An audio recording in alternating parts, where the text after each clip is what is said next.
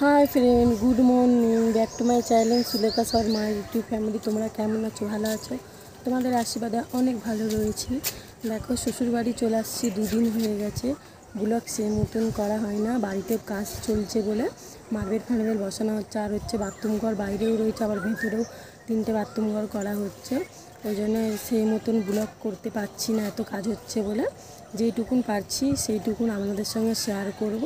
এখন আমি ছাদেতে আসছি চান করব বলে, দেখাচ্ছি তোমাদেরকে একটু। দেখো, এখানে ট্যাঙ্কি বসানো রয়েছে। আজকে এখানেই চান করবো। মিস্ত্রিরা কাজ করছে, নিচে চান করবো না। বাথরুম ঘরগুলো সব কিছু ঠিক করছে। পুরোনো বাথরুম ঘরগুলোতে চান করা যাবে না, আর নতুন বাথরুম ঘরগুলোতে সব কিছু মার্বেল ফার্বেল বসাচ্ছে। এখানে আজকে চানটা করে নেবো। আমি আমাদের বাড়ির আশেপাশে তোমাদের সঙ্গে একটু ভিডিও শেয়ার করছি। প্রচুর বড় বাড়ি, ভিডিও করতে করতে মাথা খারাপ হয়ে যাবে। আমি তেমন কিছু ভিডিও করব না। আমার এখানে ভালো নেট চলছে না। ছাদটাও প্রচুর বড় বলতে প্রচুর বড় ছাদ। গাছপালা চারিদিকে সব আমাদের। দেখো, এখানে মিস্ত্রি কাকুরা কাজ করেছে।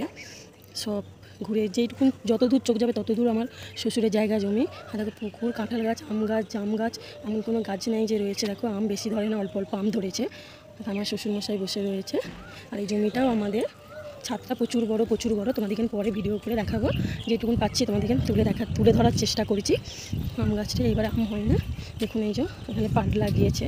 এই জমিটাও প্রচুর বড়। এই জমিটা 6 বিঘে জমি। এত জায়গা জমি, এত বড় বাড়ি, ভিডিও করতে করতে মাথা খারাপ হয়ে যাবে।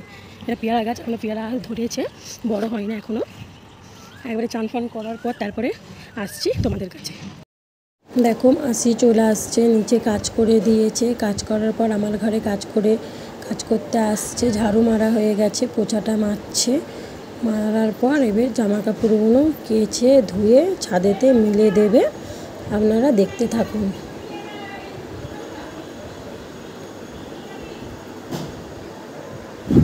ঘর মোছা হয়ে গেছে, মাসি জামা কাপড় কেচে ধুয়ে মিলে দিয়েছে। এবার নাস্তাটা খাবো। বড়জা বানিয়েছে আলুর পরোটা আর হচ্ছে সবজি, আলুর সবজি।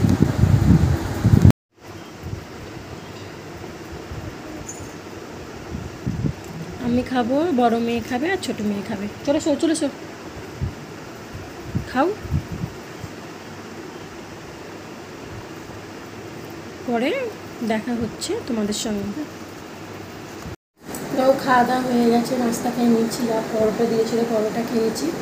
এখন আর কিছু করবো না, একটু শুয়ে থাকবো। রাত্রেবেলা ভালো ঘুম হয় না, কেন কি জানি। 1-1:30 অবধি জেগে তোমার দাদা ভাইয়ের সঙ্গে কথা বলেছি। একদম ঘুম আসে না। আজকে গরমটা ভালোই ছিল, কিন্তু যদিও বা আমাদের ঘরেতে আমি ঘুমাই না, আমি নিচতে ওখানে চলে যাই। আমাদের রুম প্রচুর আছে, 16-17টা রুম আছে। যেখানে মন যায় সেখানে শুয়ে পড়ি আমি। আর ওপর ঘরেতে প্রচুর গরম, ওপর ঘরে আমার শোয়া হয় না, ঘুমাই না। ওপর ঘরটা সারাদিন থাকি, রাত্রেবেলাতে খাওয়া দাওয়ার পর নিচেতে ঘুমাতে যাই। আর কিছু এখন করবো না, তোমাদের সঙ্গে পরে দেখা হবে। আর আমার মেয়েকে আমার বড় যা জামা প্যান্ট দিচ্ছে, সব জায়গায় দেয়। বাপের বাড়ি থেকেই পাই, শ্বশুর বাড়ি থেকেই পাই। যাই দিক আমার কাছে খুবই মূল্যবান একটা জিনিস বলতে পারো। দামি জামা পরাই বলে শ্বশুর মেয়েদিকে দামি জামা পরাতে হবে তার কোনো মানে নেই। যে ভালোবেসে কিছু 10 টাকার জিনিস দিলে সেইটা আমি মাথা পেতে নেবো একবারে। আর আমি আমার বড় যা কালকে জামা দিয়েছিল, একটু ভিডিও করেছি। ওই ভিডিওটা তোমাদের সঙ্গে তুলে ধরতে চাই। দিদি দিয়েছে, আমার মা কিনে দিয়েছে, সেই জামাগুলো আমি পরিয়ে দিয়েছি। তোমাদেরকে দেখানো হয় না, পরে তোমাদের সঙ্গে দেখা করবো। দেখো, এই জামাগুলো আমার বড় যা দিয়েছে। সব জায়গায় দেয়, একে একে করে সবাই দেবে।